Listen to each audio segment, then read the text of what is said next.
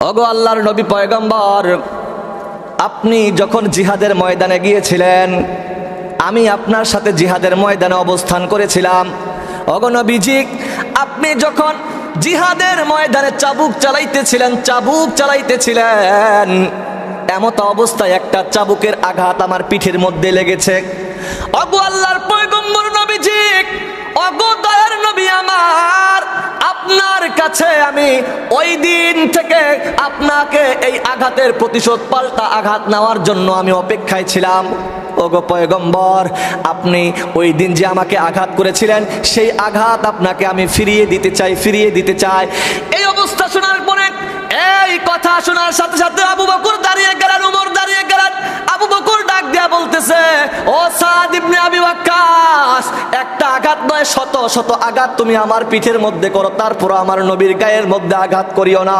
আল্লাহু আকবার বলেন। তারপরে উমর ডাক দিয়া বলতেছে, ও সাদ, তুমি যা ইচ্ছা তা আমাকে করো, আমার নবীর গায়ের মধ্যে একটা আঘাত করিও না, একটা টোকা দিও না। সাদ বলতেছে, না না, ও আবু বকর, ও উমর, আমি আমার পাল্টা আক্রমণ, আমি আমার পাল্টা আঘাত আমি নবীর মাধ্যমেই করতে চাই, আমি নবীকে মাফ করব না। তখন সমস্ত সাহাবীরা নির্বাক হয়ে গেলেন। সাহাবীরা চক্ষু বড় বড় করে সাদ ইবনে আবি ওয়াক্কাসের দিকে তাকাইলেন, কিন্তু আল্লাহর নবী তো দয়ার নবী, মায়ার নবী, করুণার ছবি। আল্লাহ তাআলা রাসূলকে দয়া মায়া দিয়ে দুনিয়ার মধ্যে প্রেরণ করেছেন। আল্লাহ তাআলা আসমানের জন্য রহমত হিসেবে প্রেরণ করেছেন, জমিনের জন্য রহমাতাল লিল আলামিন হিসেবে প্রেরণ করেছেন। আল্লাহর নবীর দয়া ভরা দিল নিয়ে ডাক দিয়ে বলে, সাদ, নাও তোমার প্রতিশোধ দুনিয়ার মধ্যে নাও, কাল কিয়ামতের দিন আল্লাহর কাছে আমি চাই না। আল্লাহ যদি আমাকে আঘাত দেয় আমি সহ্য করতে পারবো না, জাহান্নামের আগুন তো আমি সহ্য করতে পারবো না। আল্লাহ রাসূল সাল্লাল্লাহু আলাইহি ওয়াসাল্লাম ডাক দিলেন, আস্তে আস্তে করে সাদ সামনের দিকে আগাচ্ছে। সাহাবায়ে কেরামরা থরথর করে কাঁপতেছে, কান্না করতেছে, চোখের পানি পড়তেছে। সাহাবায়ে কেরামরা নির্বাক হয়ে গেলেন, সাদ ইবনে আবি ওয়াক্কাসের দিকে তাকাইলেন আর বলতেছে, সাদ ইবনে আবি ওয়াক্কাস, খবরদার আমার নবীর গায়ের মধ্যে আঘাত করিও না, আমরা সাহাবীরা সহ্য করতে পারবো না। নির্দ্বিধায় কান্না করতেছে, চোখের পানি ছেড়ে কান্না করতেছে। আর ওই আবি ওয়াক্কাস আসতেছে, সাদ ইবনে আবি ওয়াক্কাস আসতেছে। সাহাবায়ে কেরামরা, আল্লাহ রাসূল বললেন, আমার সাহাবীরা, আমার সাদকে আসতে দাও। তাকে রাস্তা দেওয়া হলো, আল্লাহ রাসূলের কাছে আসলো। আল্লাহ রাসূলকে ডাক দিয়ে বলতেছি, ইয়া রাসূলুল্লাহ, ওগো নবীজি, আপনি যেদিন আমাকে যুদ্ধের ময়দানে আঘাত করেছিলেন, সেদিন আমার গায়ের মধ্যে কোনো কাপড় ছিল না। ইয়া রাসূলুল্লাহ, আপনার কাপড়টা খুলেন, আপনার গায়ের জামাটা খুলেন, লম্বা জামাটা খুলেন। আল্লাহ রাসূল ডাক দিয়ে বললেন, সাদ রে, আমি তো কখনো আমার গা খোলা রাখি না, গা ঢেকে রাখা দাইমি সুন্নতের অন্তর্ভুক্ত। আমি তো আমার গায়ের মধ্যে সব সময় জামা রাখি। বলে, ইয়া রাসূলুল্লাহ, যদি আমার পাওনা পরিশোধ করতে চান তাহলে আপনাকে কাপড় খুলতে হবে, আপনার কাপড় খুলতে হবে। সঙ্গে সঙ্গে সাহাবায়ে কেরামরা কান্নার রোল পড়ে গেল, এমন অজর দ্বারা কান্না করতেছিল। সাহাবায়ে কেরামরা হাউ মাউ করে কান্না করতেছে। শত শত হাজার হাজার মানুষগুলো সাহাবায়ে কেরামরা একত্রিত হয়ে গেল। কি হলো, আবার কি হলো? সাদ ইবনে আবি ওয়াক্কাস যখন আল্লাহ রসুলের প্রতিশোধ নেওয়ার জন্য আল্লাহ রসুলের গা থেকে জামাটা খুললো, সঙ্গে সঙ্গে সাদ ইবনে আবি ওয়াক্কাস আল্লাহ রসুলের পিছনের দিকে তাকাইলেন। মোহরে নবুয়ত ছিল একটা জায়গা, মোহরে নবুয়ত, ওই জায়গার মধ্যে গিয়ে আল্লাহ রসুলকে জড়িয়ে ধরে সুন্দর করে এই ঠোঁট দিয়ে চুমু খেলেন। আর ডাক দিয়া বলতেছে, ইয়া রাসূলুল্লাহ, ওগো পয়গম্বর, আমি আপনাকে আঘাত করতে চাই নাই। আমি তো শুনেছিলাম আপনার গায়ের মধ্যে বাম পাশে এক পিঠের মধ্যে একটা মোহরে নবুয়তের চিহ্ন আছে, নিদর্শন আছে। ইয়া রাসূলুল্লাহ, এই জায়গার মধ্যে যে চুম্বন করবে, যে চুমু খাবে, তার জন্য জাহান্নামের আগুন হারাম। আল্লাহু আকবার, তার জন্য জাহান্নামের আগুন হারাম হয়ে যাবে। আমি আবার আল্লাহ রসুলকে ওই দিনের কথা স্মরণ করে দিয়ে আমি রসুলের কাছ থেকে জান্নাত কেনার জন্য, আমি রসুলের কাছ থেকে জান্নাত নেওয়ার জন্য, আমি রসুলের মোহরে নবুয়তের মধ্যে চুম্বন করার জন্য এই কথাটা প্রতিশোধের কথা বলেছি। ইয়া রাসূলুল্লাহ, আমার মা আমার বাবা আপনার জন্য কুরবান হোক, আপনার বিপক্ষতে আমি যাব না। আল্লাহর হাবিব পয়গম্বর ডাক দিয়ে বলতেছেন, লা ইউমিনু আহাদুকুম হাত্তা আকুনা হাব্বা ইলাইহি মিন ওয়ালিদিহি ওয়া ওয়ালাদিহি ওয়ান নাসি আজমাইন। ও তামাম দুনিয়ার মানুষ, তোমরা ততক্ষণ পর্যন্ত প্রকৃত মুমিন মুসলমান দাবি করতে পারো না, মুমিন দাবি করতে পারো না না যতক্ষণ না পর্যন্ত তোমার জীবনের চাইতে, তোমার মায়ের চাইতে, তোমার বাবার চাইতে, তোমার সম্পদের চাইতে, তোমার টাকা পয়সা অর্থ অহমিকার চাইতে আমার রসুলকে বেশি মহাব্বত না করবে, আমার নবীকে ভালো না বাসবে। তোমার জীবনের চাইতে বেশি যদি আমার নবীকে না ভালোবাসতে পারো, কখনোই তুমি পূর্ণাঙ্গ মুমিন হতে পারো না। মুসলমান, তোমার সামনে কাদিয়ানীরা আমার নবীর নবুয়ত নিয়ে কথা বলে, তোমার সামনে আমার সামনে হিজবুত তাওহীদ ভ্রান্ত আকীদার দল আমার রাসূলের সুন্নাত নিয়ে কথা বলে, কিন্তু চুপ করে থাকো, মুখ এঁটে রাখো। আর যখন প্রতিবাদের ঝড় আসে তখন বলো মোল্লা মুন্সিরা কেন প্রতিবাদ করে, কেন আন্দোলন করে, কেন মিছিল করে। খোদার কসম করে বলি, রাসূলের অপমানে যদি তোমার মন যদি না কান্না করে, ব্যথায় যদি ব্যথিত না হয়, খোদার কসম তুমি মুসলমান হতে পারো নাই, রাসূলের আশেক হতে পারো নাই। রাসূলের সুন্নি দাবি করে কোনো লাভ নাই। ওই ব্যক্তি তো রাসূলের সবচেয়ে বড় আশেক, যে রাসূলের সুন্নতের উপর চলে, যে রাসূলের ব্যথায় ব্যথিত হয়, রাসূলের বিদ্বেষীদেরকে প্রতিশোধ এবং রাসূল বিদ্বেষীদের দুনিয়া থেকে বিদায় করার জন্য আপ্রাণ চেষ্টা করে। কথা বলেন ঠিক কিনা? রাসূলের জীবনী থেকে আমরা দুইটা জিনিস পাই। একটা হলো আল্লাহ রাসূল সাল্লাল্লাহু আলাইহি ওয়াসাল্লামের জন্ম, যেটাকে আরবিতে বলা হয় মিলাদুন নবী সাল্লাল্লাহু আলাইহি ওয়াসাল্লাম। মিলাদুন নবী এই মাসে পালন করা হয়। কোন মাসে? রবিউল আউয়াল মাসে। কোন মাসে বলেন? রবিউল আউয়াল মাসে। আর একটা বিষয় হলো আল্লাহ রাসূল সাল্লাল্লাহু আলাইহি ওয়াসাল্লামের জিন্দেগিটা, কর্মকাণ্ড, এটাকে বলা হয় সিরাতুন নবী সাল্লাল্লাহু আলাইহি ওয়াসাল্লাম। মিলাদুন নবীর মাস রবিউল আউয়াল মাস এবং রাসূল সাল্লাল্লাহু আলাইহি ওয়াসাল্লামের ওফাতের মাস সেটাও হলো রবিউল আউয়াল মাস। এখন আপনাদের কাছে আমার একটা প্রশ্ন, নবীর আগমনে আমরা খুশি না বেজার? জোরে বলেন, খুশি না বেজার? আর রসুলের চলে যাওয়াতে আমরা কি ব্যথায় ব্যথিত হয়েছি কিনা বলেন? এখন রসুলের আগমনে খুশি, রসুলের চলে যাওয়াতে আমরা কি ব্যথিত? এখন কথা হলো যে বলেন তো, যে আগে খুশি, যদি আগে খুশি হয় পরে, মানে আগে সুখ হয় পরে দুঃখ হয়, এই কথাটা একটু বুঝেন। যদি আগে সুখ হয় পরে দুঃখ হয়, তাহলে কোনটা মনে থাকবে মানুষের? পরেরটা। বলেন কোনটা? পরেরটা। মানে আগে সুখ ছিল, এখন দুঃখে আছেন, আমার স্মরণ হবে দুঃখটাই।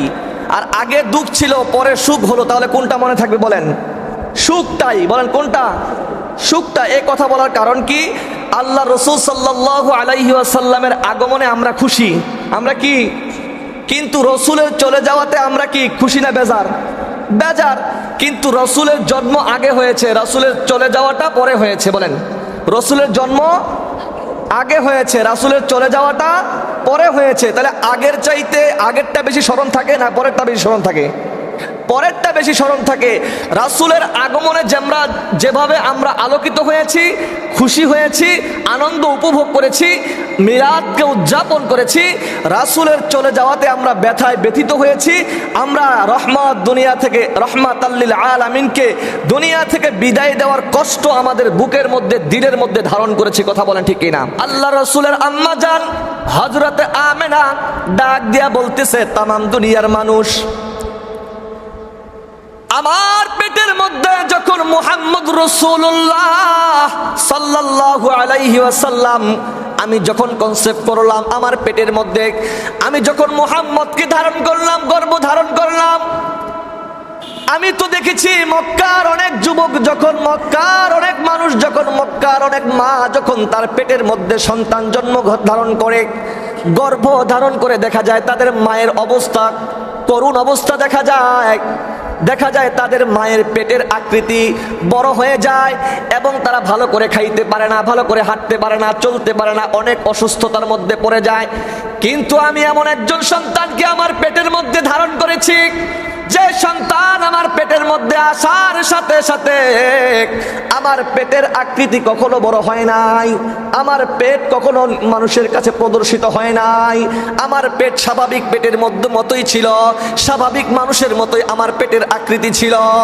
কিন্তু উপভোগ করলাম, আমি অনুধাবন করলাম, আমি দেখলাম, গবেষণা করে দেখলাম, আল্লাহর রাসূল সাল্লাল্লাহু আলাইহি ওয়াসাল্লাম মুহাম্মদ যখন আমার পেটের মধ্যে এসেছে, আসার সাথে সাথে আমি আগের চাইতে নিজেকে সুস্থ মনে করতাম। আমি যখন রাস্তায় হাঁটতাম দেখতাম দেখলাম আমার মাথার উপরে আকাশের মেঘের খণ্ডগুলো ছায়া দেয়। আমি যখন গরম উত্তপ্ত বালুর মধ্য দিয়ে হাঁটতাম, আমার গায়ের আমার পায়ের মধ্যে কোনো জুতো ছিল না, কিন্তু দেখা যায় এমন উত্তপ্ত রোদের বালুর মধ্যে হাঁটলেও কিন্তু আমার গায়ে আমার পায়ের মধ্যে গরম লাগে না, আমার পায়ের মধ্যে আরামদায়ক মনে হয়। কোন সুবহানাল্লাহ। আল বিদায়া ওয়ান নিহায়ার মধ্যে এসেছে 1 নাম্বার পয়েন্ট, আল্লাহর রাসূল যখন দুনিয়ার মধ্যে আগমন করেন, আল্লাহর রাসূলের আম্মা জান হযরত আমিনা ডাক দিয়া বলতেছেন, আমি স্বাভাবিক মানুষের মতো কষ্ট পাই নাই। যখন মুহাম্মদ আমার পেট থেকে গর্ভধারণ হয়েছে, আমি দেখলাম আমার কোনো কষ্ট অনুভব হয় নাই, আমার কোনো কষ্ট এবং আমি কোনো ব্যথা অনুভব করি নাই। কোন সুবহানাল্লাহ। আপনারা বলেন, সাধারণ কোনো বাচ্চা যদি মায়ের পেট থেকে প্রসব হয়, ওই বাচ্চাটা দেখা যায় বাচ্চার মা তা অনুভব করে, ব্যথা অনুভব করে, কষ্ট অনুভব করে, কিন্তু আমেনা ডাক দিয়ে বলতেছে, আমার মুহাম্মদ যখন আমার পেট থেকে ভূমিষ্ঠ হয়, আমি বিন্দু পরিমাণও কষ্ট অনুভব করি নাই। কোন সুবহানাল্লাহ। আল বিদায়া ওয়ান নিহায়ার 2 নাম্বার পয়েন্টের মধ্যে এসেছে, দেখা যায় দুনিয়ার সাধারণ বাচ্চা যখন দুনিয়ার মধ্যে ভূমিষ্ঠ হয়, তার নার কাটা হয়, নাভি কাটা হয়। কথা বলেন ঠিক কিনা? কিন্তু আমার পেট থেকে যখন মুহাম্মদ দুনিয়ার জমিনের মধ্যে আগমন করলো, আবার মুহাম্মদের পেট থেকে নারকে যেন কেটে দিয়েছে, নার কাটা অবস্থায় দুনিয়ার মধ্যে আগমন করেছে।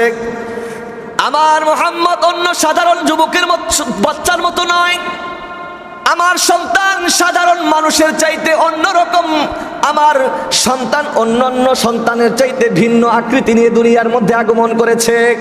3 নাম্বার পয়েন্ট আল বিদায়া ওয়ান নিহায়ার মধ্যে এসেছে, আল্লাহ রাসূল যখন দুনিয়ার মধ্যে আগমন করলেন, তার দাইমা হিসাবে যিনি কাজ করেছিলেন, খালাস করানোর জন্য যিনি পাশে ছিলেন, তিনার নাম হলো শিফা রাদিয়াল্লাহু তাআলা আনহা, এবং তারপরে আরেকজন হলেন উম্মে আইমান রাদিয়াল্লাহু তাআলা আনহা। বলেন, আমি একটু লক্ষ্য করে দেখলাম, এমন একটা সন্তানের আবির্ভূত হয়েছে, এমন একটা সন্তান দুনিয়ার মধ্যে আগমন করেছে, যার শরীরের মধ্যে কোনো রক্ত নাই, যার শরীরের মধ্যে কোনো দুর্গন্ধ নাই, মনে হচ্ছে কি যেন তার শরীর থেকে টপ টপ করে পড়তেছে।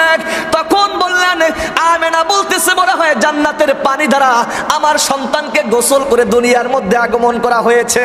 আমার সন্তানের শরীর থেকে এমন কি সুঘ্রাণ আসতেছে, মনে হয় জান্নাতের সুঘ্রাণ, মেশক আম্বরে ঘ্রাণ প্রবাহিত হচ্ছে। কোন সুবহানাল্লাহ। আল্লাহ রাসূল সাল্লাল্লাহু আলাইহি ওয়াসাল্লামের আগমন এটাই পরিচয় করে দেয়, তিনি সাধারণ কোনো মানুষ নয়, আল্লাহ তাআলার শ্রেষ্ঠ পয়গম্বর, ইমামুল আম্বিয়া, ইমামুল মুরসালিন, দু জাহানের বাদশা নবী, যেই নবীকে আল্লাহ তাআলা আসমানের জন্য রহমত, জমিনের জন্য রহমত হিসাবে কবুল করেছে। কোন সুবহানাল্লাহ। সম্মানিত মুহতারাম প্রিয় মুসল্লিয়ানে কেরাম, 4 নাম্বার পয়েন্ট হলো, উম্মে আইমান বলেন, আমরা লক্ষ্য করে দেখলাম যে সন্তান দুনিয়ার মধ্যে আগমন করলেন, ওই সন্তানটা এমন ভাবে দুনিয়ার জমিনের মধ্যে পড়লেন, দেখা গেল সিজদা অবস্থায় আছে, সিজদা অবস্থায় কি যেন ঠোঁট নাড়িয়ে নাড়িয়ে বলে। আমরা লক্ষ্য করে দেখলাম তার জবানের আকৃতি দেখলাম লড়তেছে, জবান লড়তেছে, কার মাথার কাছে কান নিয়ে দেখলাম, মুখের কাছে কানটা নিয়ে দেখলাম। আল্লাহর নবী সর্বপ্রথম যেই বাক্যটা ব্যবহার করেছিলেন, জন্মের পরে যেই কথাটা তার জবান থেকে আল্লাহর বরত্ব প্রশংসা বেরিয়েছিল, সেই বাক্যটা এভাবে বলতেছিলেন, আল্লাহু আকবার কাবীরা, আলহামদুলিল্লাহি কাসীরা, ওয়া সুবহানাল্লাহি বুকরাতাও ওয়া আসীলা। আল্লাহু আকবার। আল্লাহ রাসূলের প্রশংসা করতে, আল্লাহ তাআলার বরত্ব, আল্লাহ তাআলার হাম, আল্লাহ তাআলার প্রশংসা করতে করতে দুনিয়ার জমিনের মধ্যে আগমন করেছেন। আল্লাহর কুদরতি কদমে সিজদা অবরত অবস্থায় আল্লাহর হাবিব দুনিয়ার মধ্যে আগমন করেছে। কোন সুবহানাল্লাহ। উম্মে আইমান ডাক দিয়ে বলে, শিফা রাদিয়াল্লাহু তাআলা আনহা ডাক দিয়ে বলতেছে, আমরা আরেকটু লক্ষ্য করে দেখলাম, এই যুবকটা যখন দুনিয়ার মধ্যে আগমন করলো, তিনি এমন অবস্থায় দুনিয়ার মধ্যে আগমন করেছেন, আল্লাহ তাআলা সাধারণ কোন বাচ্চার মতো, সাধারণ কোন সন্তানের মতো তাকে দুনিয়ার মধ্যে আবির্ভাব করে নাই।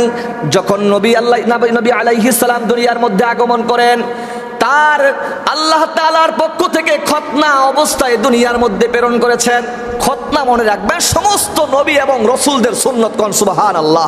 হাদিসের মধ্যে আসছে সুনানুল মুরসালিন আরবাতুন, সমস্ত নবীদের মধ্যে 4টা সুন্নত ছিল, তার মধ্যে একটা হলো খতনা করা। কি করা বলেন? খাতনা। মুসলমানি আমরা বলি যেটা খাতনা করা। 1 নাম্বার খাতনা করা, 2 নাম্বার হলো মিসওয়াক করা। কি করা বলেন? সমস্ত নবীদের সুন্নত। 3 নাম্বার হলো সুগন্ধি ব্যবহার করা। 4 নাম্বার হলো নিকাহ, বিবাহ করা। কি করা বলেন? 4 নাম্বার কি? বিবাহটা। এটা সমস্ত নবীদের সুন্নত। সুবহানাল্লাহ বলেন। যে আল্লাহ রসুল সাল্লাল্লাহু আলাইহি ওয়াসাল্লামের আরো অনেক বর্ণনা আছে, সময়ের সাথে আমার বয়ান শেষ করতে হবে, তারপরে আর 2টা পয়েন্ট বলে শেষ করে দিব। আল্লাহ রসুল সাল্লাল্লাহু আলাইহি ওয়াসাল্লাম এমন এক যুগের মধ্যে আবির্ভূত হয়েছিলেন যেই যুগটা ছিল আইয়ামে জাহিলিয়াত, বর্বরতার যুগ, মূর্খতার যুগ, অন্ধকারাচ্ছন্ন। যে সময় মা তার সন্তানকে জন্ম দিলে, মেয়ে সন্তান হলে মা আতঙ্কিত থাকতেন, না জানি আমার সন্তানকে মাটিতে আবার চাপা দেওয়া হবে। কথা বলেন ঠিক কিনা? আল্লাহ রসুল সাল্লাল্লাহু আলাইহি ওয়াসাল্লামের জন্মের অলৌকিক ঘটনাগুলি আল বিদায়া ওয়ান নিহায়ার মধ্যে 5ম নাম্বার যেই পয়েন্ট তুলে ধরেছেন সেটা হলো আল্লাহর রসুলের আগমনের সাথে সাথে পারস্যের বড় বড় দালানগুলো, পারস্যের বড় বড় স্তম্ভগুলো ধুলিসাৎ হয়ে গেছে, মাটির সাথে মিশে গেছে। কোন সুবহানাল্লাহ। এবং 1000 বছর ধরে অগ্নি পূজা হতো সেই দেশের মধ্যে। সেই দেশের মধ্যে আগুনের পূজা হতো। ওই দেশের মধ্যে বিশাল অগ্নিকুণ্ড জ্বালানো হয়েছে। 1000 বছর যাবত ওই দেশের মধ্যে আগুনের পূজা করা হতো। কিন্তু আল্লাহ রসুলের আগমনের সাথে সাথে এই বিশাল অগ্নিকুণ্ড নিমিষেই নিভে গেছে। কোন সুবহানাল্লাহ। আমি এটা রসুলের আগমনের বার্তা, এটা তাতে আমরা খুশি হয়েছি। কিন্তু রসুল সাল্লাল্লাহু আলাইহি ওয়াসাল্লামের আগমন মানে মিলাদুন নবী, মানে কি বলেন? আর রসুল সাল্লাল্লাহু আলাইহি ওয়াসাল্লামের আরেকটি অধ্যায় হলো সিরাতুন নবী। মিলাদুন নবী হলো রসুলের জন্ম বৃত্তান্ত, আর সিরাতুন নবী হলো নবীজির কর্ম বৃত্তান্ত। বলেন, মিলাদুন নবী নবীজির কি বৃত্তান্ত? জন্ম বৃত্তান্ত। আর সিরাতুন নবী নবীজির কর্ম বৃত্তান্ত। বলেন, কর্ম বৃত্তান্ত। এখন জন্ম বৃত্তান্ত, এটার মধ্যে আমল করার কিছু নাই, এটা বিশ্বাস করতে হয়। আর কর্ম বৃত্তান্ত হলো যেটা আমার জন্য, আমার আপনার জন্য শরীয়তের অন্তর্ভুক্ত। কোন সুবহানাল্লাহ। আমরা বলি না অনেক সময় রাসূলের জিন্দেগি আমাদের বন্দিগি। রাসূলের কোন জিন্দেগি? রাসূলের সিরাতের জিন্দেগি হলো মুমিনদের জন্য বন্দিগি। কথা বলেন সুবহানাল্লাহ। সিরাতের জিন্দেগি হলো কর্মের বন্দিগি। আল্লাহ রসুল যা করেছেন, আল্লাহ রসুল যা করতে বলেছেন, আল্লাহ রসুলের চলন বলন, আল্লাহ রসুলের খাওয়া দাওয়া, আল্লাহ রসুলের প্রত্যেকটা স্টেপ বাই স্টেপ হলো রসুলের সিরতের অন্তর্ভুক্ত। কোন সুবহানাল্লাহ। যে প্রত্যেকটা মানা আমাদের জন্য আবশ্যিক, আমাদের জন্য করণীয়, আমাদের সুন্নতের অন্তর্ভুক্ত। আর রসুল তো বলেছেন, মান আহাব্বা সুন্নতি ফাকাদ আহাব্বানি ওয়া মান আহাব্বানি কানা মাই ফিল জান্নাহ। যারা আমার সুন্নতের উপর চলবে, যারা আমার সুন্নতকে অনুকরণ করে, তারা আমি রসুলকে অনুকরণ করে, যারা আমাকে অনুকরণ করলো, তারা আমার সাথে জান্নাতে থাকবে। কোন সুবহানাল্লাহ। রাসূলকে মানার মাপকাঠি রাসূলের সুন্নত। যাই হোক, এখন আসেন আল্লাহ রসুল সাল্লাল্লাহু আলাইহি ওয়াসাল্লাম যখন দুনিয়া থেকে বিদায় নেয়, আমি গত সপ্তাহে বলেছিলাম আবু বকরের অবস্থা কেমন হয়েছিল, উমরের অবস্থা কেমন হয়েছিল, হযরত আব্দুল্লাহ ইবনে যায়েদ ইবনে আব্দুর রব্বিহির অবস্থা কেমন হয়েছিল, আসমা বিনতে আবু বকরের অবস্থা কেমন হয়েছিল। কিন্তু আমি আপনাদের সামনে আজকে বলার জন্য বলতে চেয়েছিলাম যে আল্লাহ রসুলের এক সাহাবী, নাম হলো সাদ ইবনে আবি ওয়াক্কাস রাদিয়াল্লাহু তাআলা আনহু। তার ছোট্ট একটা উপমা আপনাদের সামনে আমি তুলে ধরবো। আল্লাহ রসুল সাল্লাল্লাহু আলাইহি ওয়াসাল্লাম একদিন তালিমের মধ্যে ছিলেন এবং রসুল সাল্লাল্লাহু আলাইহি ওয়াসাল্লাম হয়তোবা শেষ বিদায়ী ভাষণ, সে সময় সাহাবীদেরকে লক্ষ্য করে বলতেছে, ও আমার সাহাবীরা, আমার মাধ্যমে তোমাদের কারো কি ক্ষতি হয়েছে? আমি তোমাদেরকে কাউকে কষ্ট দিয়েছি? আমি তোমাদের কাউকে আঘাত দিয়েছি? যদি তোমাদেরকে আঘাত দিয়ে থাকি আমাকে আল্লাহর ওয়াস্তে মাফ করে দিও, কারণ বান্দার হক বান্দা ছাড়া আল্লাহ মাফ করতে পারে না। বান্দার হক বান্দাই মাফ করবে। আমি যদি কাউকে আঘাত দিয়ে থাকি তাহলে তোমরা আমাকে ক্ষমা করে দিও, আর যদি ক্ষমা না করো তাহলে আঘাতের পাল্টা আঘাত করতে পারো। আল্লাহ রাসূল সাল্লাল্লাহু আলাইহি ওয়াসাল্লাম সব কিছু খুলে বললেন, দেনা পাওনা আছো নাকি, আঘাত দিয়েছি কিনা। এভাবে বলার পরে এক পর্যায়ে এক সাহাবী দাঁড়িয়ে গেলেন। সাহাবীর নাম হলো সাদ ইবনে আবি ওয়াক্কাস রাদিয়াল্লাহু তাআলা আনহু। ওই সাহাবী দাঁড়িয়ে বললেন, ইয়া রাসূলুল্লাহ, আমার সাথে আপনার সাথে আমার একটা পাওনা আছে। সাহাবায়ে কেরামরা, অন্যান্য সাহাবী আবু বকর, উমর, উসমান, বড় বড় সাহাবীরা অবাক হয়ে গেলেন। কি তোমার পাওনা বলো? বলতেছে, ইয়া রাসূলুল্লাহ, ওগো আল্লাহর নবী পয়গম্বর, আপনি যখন জিহাদের ময়দানে গিয়েছিলেন, আমি আপনার সাথে জিহাদের ময়দানে অবস্থান করেছিলাম। ওগো নবীজি, আপনি যখন জিহাদের ময়দানে চাবুক চালাইতেছিলেন, এমত অবস্থায় একটা চাবুকের আঘাত আমার পিঠের মধ্যে লেগেছে। ওগো আল্লাহর পয়গম্বর নবীজি, ওগো দয়ার নবী আমার, আপনার কাছে আমি ওই দিন থেকে আপনাকে এই আঘাতের প্রতিশোধ পাল্টা আঘাত নেওয়ার জন্য আমি অপেক্ষায় ছিলাম। ওগো পয়গম্বর, আপনি ওই দিন যে আমাকে আঘাত করেছিলেন, সেই আঘাত আপনাকে আমি ফিরিয়ে দিতে চাই। এই অবস্থা শোনার পরে, এই কথা শোনার সাথে সাথে আবু বকর দাঁড়িয়ে গেলেন, উমর দাঁড়িয়ে গেলেন। আবু বকর ডাক দিয়া বলতেছে, ও সাদ ইবনে আবি ওয়াক্কাস, একটা আঘাত নয়, শত শত আঘাত তুমি আমার পিঠের মধ্যে করো, তারপর আমার নবীর গায়ের মধ্যে আঘাত করিও না। আল্লাহু আকবার বলেন। তারপরে উমর ডাক দিয়া বলতেছে, ও সাদ, তুমি যা ইচ্ছা তা আমাকে করো, আমার নবীর গায়ের মধ্যে একটা আঘাত করিও না, একটা টোকা দিও না। সাদ বলতেছে, না না, ও আবু বকর, ও উমর, আমি আমার পাল্টা আক্রমণ, আমি আমার পাল্টা আঘাত আমি নবীর মাধ্যমেই করতে চাই, আমি নবীকে মাফ করব না। তখন সমস্ত সাহাবীরা নির্বাক হয়ে গেলেন। সাহাবীরা চক্ষু বড় বড় করে সাদ ইবনে আবি ওয়াক্কাসের দিকে তাকাইলেন, কিন্তু আল্লাহর নবী তো দয়ার নবী, মায়ার নবী, করুণার ছবি। আল্লাহ তাআলা রাসূলকে দয়া মায়া দিয়ে দুনিয়ার মধ্যে প্রেরণ করেছেন। আল্লাহ তাআলা আসমানের জন্য রহমত হিসেবে প্রেরণ করেছেন, জমিনের জন্য রাহমাতাল লিল আলামিন হিসেবে প্রেরণ করেছেন। আল্লাহর নবীর দয়া ভরা দিল নিয়ে ডাক দিয়ে বলে, সাদ, নাও তোমার প্রতিশোধ দুনিয়ার মধ্যে নাও, কাল কিয়ামতের দিন আল্লাহর কাছে আমি চাই না। আল্লাহ যদি আমাকে আঘাত দেয় আমি সহ্য করতে পারবো না, জাহান্নামের আগুন তো আমি সহ্য করতে পারবো না। আল্লাহ রাসূল সাল্লাল্লাহু আলাইহি ওয়াসাল্লাম ডাক দিলেন, আস্তে আস্তে করে সাদ সামনের দিকে আগাচ্ছে। সাহাবায়ে কেরামরা থরথর করে কাঁপতেছে, কান্না করতেছে, চোখের পানি পড়তেছে। সাহাবায়ে কেরামরা নির্বাক হয়ে গেলেন, সাদ ইবনে আবি ওয়াক্কাসের দিকে তাকাইলেন আর বলতেছে, সাদ ইবনে আবি ওয়াক্কাস, খবরদার আমার নবীর গায়ের মধ্যে আঘাত করিও না, আমরা সাহাবীরা সহ্য করতে পারবো না। নির্দ্বিধায় কান্না করতেছে, চোখের পানি ছেড়ে কান্না করতেছে। আর ওই আবি ওয়াক্কাস আসতেছে, সাদ ইবনে আবি ওয়াক্কাস আসতেছে। সাহাবায়ে কেরামরা, আল্লাহ রাসূল বললেন, ও আমার সাহাবীরা, আমার সাদকে আসতে দাও। তাকে রাস্তা দেওয়া হলো, আল্লাহ রাসূলের কাছে আসলো।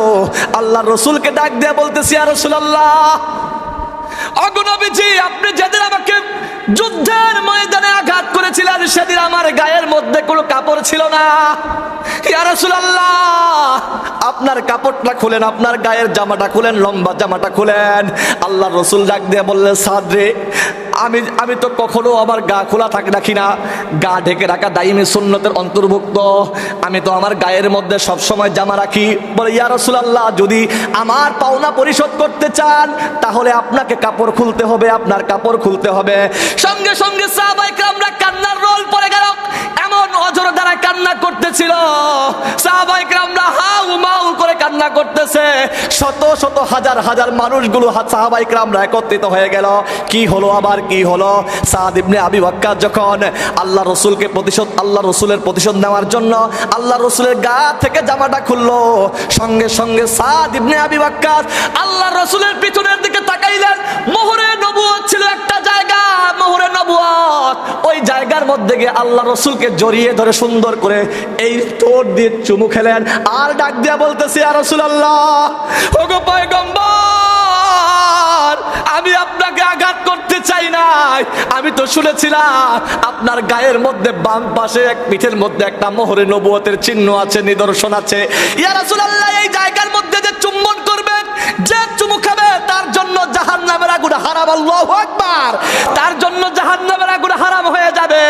আমি আবার আল্লাহ রসুলকে ওই দিনের কথা স্মরণ করে দিয়ে আমি রসুলের কাছ থেকে জান্নাত কেনার জন্য, আমি রসুলের কাছ থেকে জান্নাত নেওয়ার জন্য, আমি রসুলের মোহরে নবুয়তের মধ্যে চুম্বন করার জন্য এই কথাটা প্রতিশোধের কথা বলেছি। ইয়া রাসূলুল্লাহ, আমার মা আমার বাবা আপনার জন্য কুরবান হোক, আপনার বিপক্ষতে আমি যাব না। আল্লাহর হাবিব পয়গম্বর ডাক দিয়ে বলতেছেন, লা ইউমিনু আহাদুকুম হাত্তা আকুনা হাব্বা ইলাইহি মিন ওয়ালিদিহি ওয়া ওয়ালাদিহি ওয়ান নাসি আজমাইন। ও তামাম দুনিয়ার মানুষ, তোমরা ততক্ষণ পর্যন্ত প্রকৃত মুমিন মুসলমান দাবি করতে পারো না, মুমিন দাবি করতে পারো না, যতক্ষণ না পর্যন্ত তোমার জীবনের চাইতে, তোমার মায়ের চাইতে, তোমার বাবার চাইতে, তোমার সম্পদের চাইতে, তোমার টাকা পয়সা অর্থ অহমিকার চাইতে আমার রসুলকে বেশি মহাব্বত না করবে, আমার নবীকে ভালো না বাসবে। তোমার জীবনের চাইতে বেশি যদি আমার নবীকে না ভালোবাসতে পারো, কখনোই তুমি পূর্ণাঙ্গ মুমিন হতে পারো না। মুসলমান, তোমার সামনে কাদিয়ানীরা আমার নবীর নবুয়ত নিয়ে কথা বলে, তোমার সামনে আমার সামনে হিজবুত তাওহীদ ভ্রান্ত আকীদার দল আমার রসুলের সুন্নত নিয়ে কথা বলে, কিন্তু চুপ করে থাকো, মুখ এঁটে রাখো। আর যখন প্রতিবাদের ঝড় আসে তখন বলো মোল্লা মুন্সিরা কেন প্রতিবাদ করে, কেন আন্দোলন করে, কেন মিছিল করে। খোদার কসম করে বলি, রাসূলের অপমানে যদি তোমার মন যদি না কান্না করে, ব্যথায় যদি ব্যথিত না হয়, খোদার কসম তুমি মুসলমান হতে পারো নাই, রাসূলের আশেক হতে পারো নাই। রাসূলের সুন্নি দাবি করে কোনো লাভ নাই। ওই ব্যক্তি তো রাসূলের সবচেয়ে বড় আশেক, যে রাসূলের সুন্নতের উপর চলে, যে রাসূলের ব্যথায় ব্যথিত হয়, রাসূলের বিদ্বেষীদেরকে প্রতিশোধ এবং রাসূল বিদ্বেষীদের দুনিয়া থেকে বিদায় করার জন্য আপ্রাণ চেষ্টা করে। কথা বলেন ঠিক কিনা? রাসূলকে মহাব্বত করি, ভালোবাসি, রাসূলের আশিক দাবি করি, মিলাদুন নবী পালন করি। মিলাদুন নবী শব্দের অর্থই জানি না। মিলাদুন নবী মানে হলো আল্লাহ রাসূলের জন্ম বৃত্তান্ত। আরেকটা জিন্দেগি হলো সিরাতের জিন্দেগি। সিরাত মানে হলো কর্মের জিন্দেগি। রাসূল যা করেছে, রাসূল যা করতে বলেছে, রাসূল যা দেখাইছে, রাসূল যা দেখার নির্দেশ দিয়েছে, সেই কাজের সাথে সম্পৃক্ত থাকার নামে হলো সিরাতুন নবী। আল্লাহু আকবার বলেন। রাসূলের আশিক তাদেরকেই বলা হয় যারা রাসূলের আদর্শের উপর আদর্শিত হয়, রাসূলের চলার সাথে তাদের চলা হয়, রাসূলের উঠার সাথে তাদের উঠা হয়, রাসূলের বসার সাথে তাদের বসা হয়, রাসূলের কর্মের সাথে তাদের কর্ম হয়। কথা বলেন ঠিক কিনা? সম্মানিত মুহতারাম হাজরিন, আল্লাহ তাআলা আমাকে আপনাকে সেই নবীর উম্মত পাঠাইছে, সাধারণ কোনো নবীর উম্মত না। আমরা যতক্ষণ না পর্যন্ত জান্নাতে যাব, ততক্ষণ পর্যন্ত সমস্ত নবী রাসূলদের জান্নাতের দরজা বন্ধ থাকবে। সুবহানাল্লাহ। আমরাই তো বুঝি না। আজকে দেখা যায় রাসূলের সিরাত মানে কি? যদি বলি সিরাত মানে তোমার মুখের মধ্যে দাড়ি আনা, যদি বলি সিরাত মানে নামাজের মধ্যে 5 ওয়াক্ত জামাতের সাথে নামাজ পড়া, সিরাত মানে সঠিক লেনদেন করা, সিরাত মানে মানুষের প্রতি মহানুভূতি দেখা, সিরাত মানে প্রাপ্য যারা তাদের অধিকার ফিরিয়ে দেওয়া, অধিকার বঞ্চিতদের অধিকার ফিরিয়ে দেওয়া। সিরাত মানে কি? রাসূল যেভাবে জিন্দেগি পরিচালনা করেছেন, রাসূল ইসলামী হুকুমত প্রতিষ্ঠা করেছেন, সেভাবে ইসলামী হুকুমত প্রতিষ্ঠা করার নাম হলো সিরাতুন নবী। কোন সুবহানাল্লাহ। আজকে তো আমরা মনে করি সিরাতুন নবী আর মিলাদুন নবীর মধ্যে পার্থক্য বুঝি না, যে মিলাদুন নবী এটা হলো, আপনাদের কাছে আরেকটু বলবো আমি, যেহেতু 4 মিনিট সময় আছে, এখন একটু আমার দিকে খেয়াল করেন।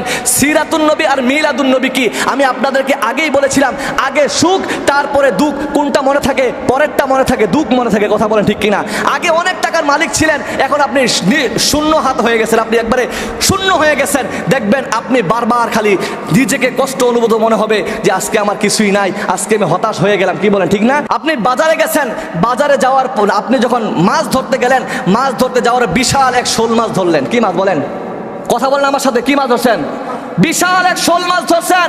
শোল মাছ ধরার পরে আপনি আনন্দিত, কি আনন্দ আপনার মনে মনে চিন্তা করছেন, আমার মেয়েকে দাওয়াত দিব, আমার মেয়ের জামাইকে দাওয়াত দিব, আমার নাতিকে দাওয়াত দিব, আমার নাতনিকে দাওয়াত দিব, আমার ভাই আছে, ভাইয়ের ঘরে 2 পিস মাছ পাঠিয়ে দিব, এই নিয়ত করছেন। কি করছেন বলেন? কিছুক্ষণ পরে দেখা গেল আপনার হাত থেকে ওই মাছটা ফসকে চলে গেছে। ওই মাছটা ফসকে, কথা বলেন না কেন, কি হয়েছে বলেন? চলে গেছে। তখন বলেন তো আপনি প্রথম যে আনন্দ পেয়েছেন তার চাইতে বেশি কষ্ট পাইছেন কিনা? কথা বলেন না কেন, কি পাইছেন আপনি? কষ্ট পেয়েছেন। আমার আপনার নবী এমন একজন নবী, আমরা সবাই বিশ্বাস করি আমার নবী রহমতের নবী, আমার নবী দয়ার নবী, আমার নবী মায়ার নবী, আমার নবী রহমাতুল লিল আলামিন নবী। কিন্তু আমার নবীর আগমনে আমরা খুশি হয়েছি। কি হয়েছে বলেন? কিন্তু রসুল যেদিন চলে গেছেন, ওই মাছের মতো অবস্থা। ওই বেচারা মাছ পাওয়ার পরে যতটুকু খুশি হয়েছে, যাওয়ার পরে তার চেয়ে বেশি কষ্ট পেয়েছে।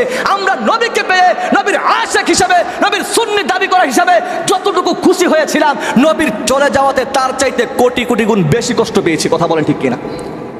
এই জন্যই বলতে চাই সম্মানিত মুহতারাম হাজিরিন, আল্লাহ তাআলা যেন আমাদেরকে সঠিক বুঝ দান করে, বলেন আমিন। আল্লাহ যেন সিরাতের উপর আমাদেরকে কবুল করে। আবার বলতে চাই, মিলাদুন নবী মানে নবীজির জন্ম বৃত্তান্ত, সিরাতুন নবী মানে নবীজির কর্ম বৃত্তান্ত। বলেন তো, জন্ম আমল করা যায় নাকি কর্ম আমল করা যায়? কথা বলেন, কথা বলেন। যদি ভুল বলি, আল্লাহ তো আছেই, আমার তো বয়ান রেকর্ড হচ্ছে, কি বলেন ঠিক না? আমি বলতেছি, আবারও বলতেছি আপনাদেরকে, সিরাতুন নবী মানে নবীজির কর্মবৃত্তান্ত, আর মিলাদুন নবী হলো নবীজির জন্ম বৃত্তান্ত। জন্ম পালন করা যায় না, জন্ম বিশ্বাস করতে হয়। জন্ম আর সিরাতুন নবী হলো নবীজির কর্মবৃত্তান্ত, এটা পালনের উপযোগী, এটা বিশ্বাস করলেই চলে না। মিলাদুন নবী বিশ্বাস করেছিলেন আবুল আহাব। আবুল আহাব বিশ্বাস করার পরে তার এক দাসী ছিল সুয়াইবা, নাম কি বলেন? আমি বলতেছি তার এক দাসী ছিল সুয়াইবা। আল্লাহ রসুলের জন্ম হওয়ার সাথে সাথে আবুল আহাব এত খুশি হয়েছিলেন, তার এই আঙ্গুল উঠিয়ে বললেন, ও সুয়াইবা, তোমাকে আজকে আজাদ করে দিলাম, কারণ আমার দুনিয়ার মধ্যে ভাতিজা আগমন করেছে, যিনি হলেন রহমত। আর রহমত কোন? সুবহানাল্লাহ। নবীজির জন্মের সময় মিলাদে খুশি হয়েছিলেন আবু তালেব। আবু তালেব যাকে নবীকে এত বেশি ভালোবাসতেন, যে সিরাতের গ্রন্থের মধ্যে আসছে নবীকে এত পরিমাণ আবু তালেব ভালোবাসতেন, তার সন্তান আলীকে কোলে রাখতেন, কিন্তু যখন দেখতেন এতিম মুহাম্মদ তার পাশে আসতো, আলীকে কোল থেকে নামিয়ে মুহাম্মদকে উপরে উঠায় নিতেন, নবীকে আদর করতেন। আর নবীজির বিবাহের খুতবা পর্যন্ত যে দিয়েছিলেন তিনি হলেন আবু তালেব। নবীকে বিবাহ দিয়েছেন, বিবাহের খুতবা নিজে পড়েছেন। কে পড়ছেন? আবু তালিব। কত মোহাব্বত করছেন, কিন্তু ইসলাম আনে নাই। কি আনে নাই? ইসলাম গ্রহণ করে নাই। কিন্তু সে মুসলমান না, সে মুশরিকদের অন্তর্ভুক্ত। আরো অনেক আছে, আরো অনেক ঘটনা আছে। দেখেন, রসুলকে মোহাব্বত করে নাই প্রথমত অবস্থায়। উমর মোহাব্বত করে নাই। উমর নবীর মাথা কাটতে গেছিল, মাথা কল্লা আনবে নবীজির, নাউজুবিল্লাহ। নবীর মাথা আনতে গিয়ে কিন্তু আল্লাহ রসুলের আদর্শ দেখে, কোরআনের বাণী শুনে আল্লাহ তার দিলের পরিবর্তন ঘটাই দিছে। দেখা যায় যে কাফের, যে রসুলের মাথা কাটতে যাইয়া আল্লাহ রসুলের হাতে বায়াত গ্রহণ করে কালিমা পড়ে মুসলমান হয়ে গেছে। কোন সুবহানাল্লাহ। যে নবীকে সারা জীবন পালছে সে মুসলমান হতে পারে নাই, আর যে রসুলের দুশ্মন ছিল সে মুসলমান হয়ে গেছে। হিন্দার দিকে তাকান, রসুলের চাচার কলিজা ছিঁড়ার পরেও কিন্তু রসুল বলছে 144 দাড়ি করে দিছে, যেখানে পাবে সেখানে হত্যা করবে। নবীজি বলে দিছে, সেই হিন্দাও মুসলমান হয়ে গেছে। হিন্দা এখন রাদিয়াল্লাহু তাআলা আনহা, কি বলেন, তার নাম সাহাবীদের কাতারে জান্নাতি তারা। এই জন্য আমি আপনাদের কাছে বলতে চাই, শুধু রসুলের মোহাব্বত করলেই হবে না, মোহাব্বতের পাশাপাশি কি করতে হবে? আমল করতে হবে না? ভালোবাসার পাশাপাশি রসুলের কর্মের সাথে আমাদের কর্ম মিলাইতে হবে। দেখেন, আপনার বাবাকে আপনি ভালোবাসেন, ধরেন আপনাদের ছোট্ট একটা উদাহরণ দেই, আপনার বাবাকে ভালোবাসেন, কিন্তু মুখে মুখে ভালোবাসি, বাবা আপনাকে ভালোবাসি, আই লাভ ইউ, আমি আপনাকে ভালোবাসি, কিন্তু দেখা যায় বাবা অসুস্থ হয়ে বিছনার মধ্যে শুয়ে আছে। বাবাকে যদি ভালোবাসতা, সমাজের মানুষ তোমাকে ডাক দিয়ে বলে, এ বেটা, তুমি যদি তোমার বাবাকে ভালোই বাসো, তাহলে তোমার বাবার মুখের মধ্যে খাবার তুলে দাও, তোমার বাবার জন্য ঔষধ কিনে আনো, এই কাজগুলো করলে, সেবা যত্ন করো, এইগুলো করলেই আমরা বুঝবো তোমার বাবাকে তুমি ভালোবাসো। মুখে মুখে বলার দরকার নাই। কথা বলে ঠিক কিনা?